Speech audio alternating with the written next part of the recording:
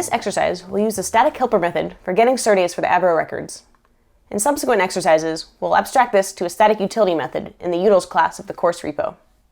Here, we're using a utility method that is used to load the properties, and you can refer to the utils class within the exercise source code. Next, get the input topic names and the output topic name from the properties. After creating a hash map of the configs, let's create the required SerDes for all streams and the table.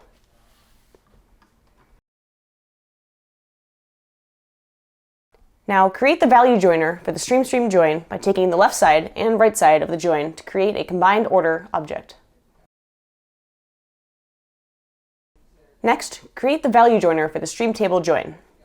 The stream is a result of the preceding stream join, but it's a left out join because the right side record might not exist. Then create the appliance order stream, as well as the electronic order stream. From here, create the user table. Now you'll create the stream join. Once you've done that, call the join method on the appliance stream, the left side or primary stream in the join. Add the electronic stream as the right side or secondary stream in the join, and then add the order joiner created before. Now specify a join windows of 30 minutes, and note that a right side record must have timestamps within 30 minutes before or after the timestamp of the left side with the same key for a join result to occur. After that, add the stream join config with SerDes for the key, left side, and right side objects for join state stores. Now add a peek operator to view the results of the join.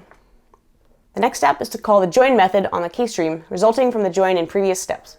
Next, add the user ktable as the right side in the stream table join. Now add the enrichment joiner, which adds user information if it is available. Now add the joined config object with the SerDes for the values of both sides of the join.